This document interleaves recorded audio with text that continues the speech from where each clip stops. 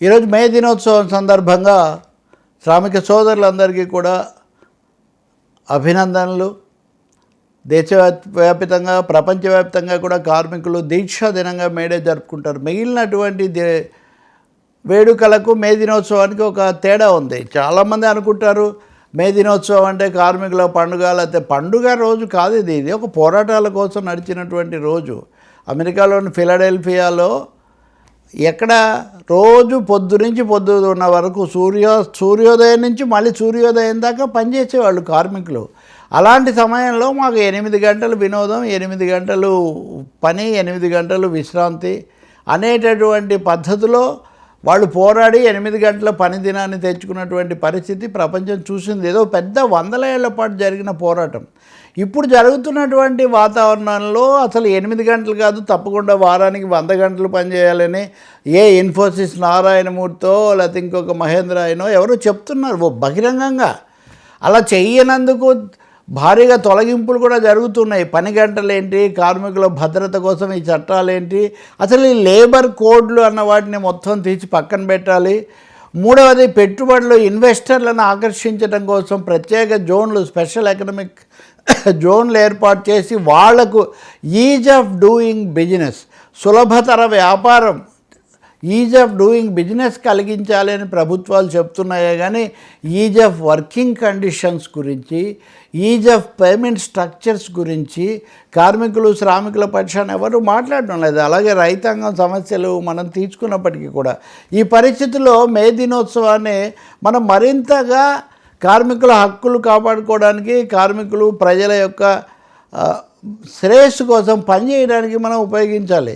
చాలామంది దీన్ని కూడా ఒక వేడుకగా మార్చడం అలా ఉంచితే ఈరోజు ఆంధ్రప్రదేశ్లో తెలంగాణలో అన్ని చోట్ల రేవంత్ రెడ్డి గారు మాట్లాడారు, చంద్రబాబు నాయుడు, పవన్ కళ్యాణ్ అందరు కూడా మాట్లాడుతున్నారు. కొన్ని కొత్త పథకాలు ప్రారంభిస్తున్నారు. పవన్ కళ్యాణ్ ఉప ముఖ్యమంత్రి, ఆయన సాధారణంగా తన దీంట్లో ఇలాంటి కార్యక్రమాలు జరుపుతుంటారు. కాబట్టి ఈరోజు శ్రామికులను, ఉపాధి హామీ శ్రామికులను ఇంకొంతమందిని పిలిపించి వాళ్ళ అనుభవాలు చెప్పించి ఆయన మాట్లాడుతున్నారు. మంచిదే, మాట్లాడడంలో ఏమీ పొరపాటు లేదు. కానీ మేడే నాడు కూడా మోడీ కార్యక్రమాలుగా మారిపోయి ఈ ఉదాహరణకు ఉపాధి హామీ పథకం ఉంది. వీళ్ళను కూలీలు అనొద్దు, శ్రామికులు అనాలని ఆయన చెప్పారు. అది మంచి మాటే. కానీ అసలు ఇది రావడానికి కారణం యూపీఏ ప్రభుత్వం ఉన్నప్పుడు అప్పుడు వామపక్షాలు చాలా ఒత్తిడి తెచ్చి ఉపాధి హామీ కావాలని తెస్తే ఆంధ్రప్రదేశ్ ఉపాధి హామీ పథకంలో చాలా వెనకబడి ఉంది. బకాయిలు చాలా ఎక్కువగా పేరుకుపోయి ఉన్నాయి. వీటన్నింటినీ ఎలా రికవర్ చేయాలి? ఈ సభలోనే ఆయన ఈరోజు ఉదాహరణకు ఈ పని గంటలు లేకపోతే పని భద్రత ఇట్లాంటి అంశాలు కాకుండా పర్యావరణం గురించి, మూగజీవాల భద్రత గురించి మాట్లాడారు. అవన్నీ కూడా మంచిదే, కానీ వాటికి ఇది సందర్భం కాదు. ఇప్పుడు తగ్గిపోతున్న ఉద్యోగ భద్రత, అసలు ఉద్యోగ భద్రత అనేది ఒక మిథ్యగా మారుతున్నటువంటి పరిస్థితి. ఆఖరికి ఇప్పటివరకు మిగిలిన వాళ్ళకి ఎలా ఉన్నా కానీ సాఫ్ట్వేర్ వాళ్ళు బాగుంటారు, బాగుంటారు, టెక్నికల్గా ఎక్విప్డ్ అన్న వాళ్ళు కూడా ఈ ఏఐ అనేది వచ్చిన తర్వాత, కొత్త పద్ధతులు వచ్చిన తర్వాత వాళ్ళ ఉద్యోగాలకు కూడా భంగం ఏర్పడుతున్నటువంటి పరిస్థితి. ఎప్పుడు మనం పత్రిక చూసినా కానీ గూగుల్ ఇంతమందిని తొలగించిందని, మెటా నుంచి అంతమందిని ఇంటికి పంపించారని, ఇన్ఫోసిస్తో తగ్గించిందని ఇట్లాంటివి మనకు వినిపిస్తున్నాయి. మహా అయితే కొంచెం డబ్బులు పరిహారం కొంచెం ఇస్తారు, కానీ ఉపాధి కోల్పోతున్న పరిస్థితి. అమెరికాకు పంపిస్తే ఇక్కడ ఉపాధి లేదనే అమెరికా నుంచి ట్రంప్ కూడా వెనక్కు వాళ్ళని పంపించడానికి వెంటాడుతున్న పరిస్థితి. కాబట్టి ఒక భద్రతా లోపం, ఎప్పుడైతే ఉద్యోగ భద్రత లేదో అప్పుడు యాజమాన్యాలు చెప్పినట్టుగా కార్మికులు, ఉద్యోగులు పని చేయాల్సి వస్తుంది ఏదైనా కానీ. అందుకనే వాళ్ళు 100 గంటలు పని చేయండి, లేకపోతే ఇంకా అసలు వారంలో 7 రోజులు పని చేయండి, ఇలాంటివి మాట్లాడుతున్నారు.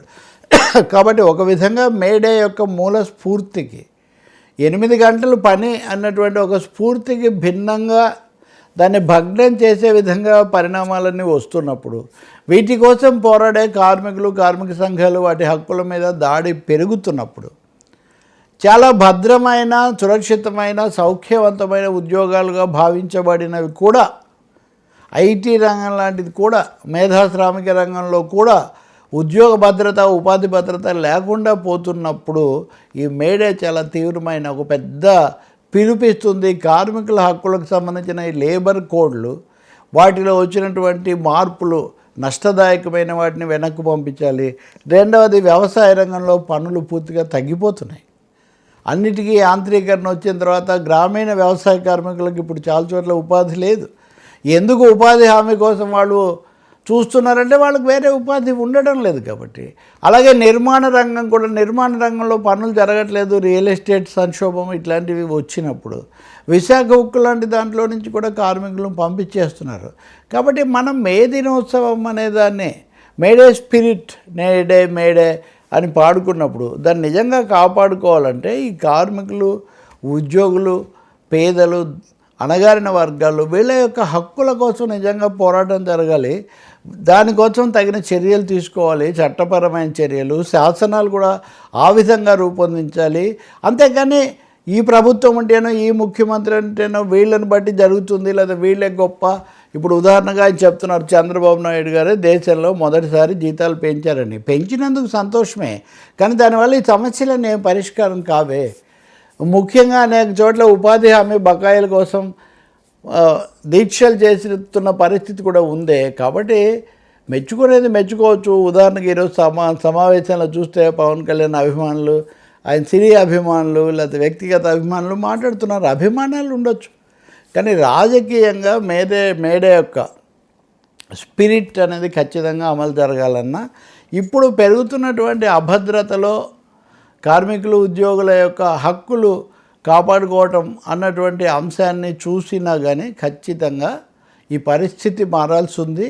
ఆ హెచ్చరిక, ఆ పిలుపు కూడా ఉప ముఖ్యమంత్రి నుంచి వస్తే చాలా బాగుంటుంది.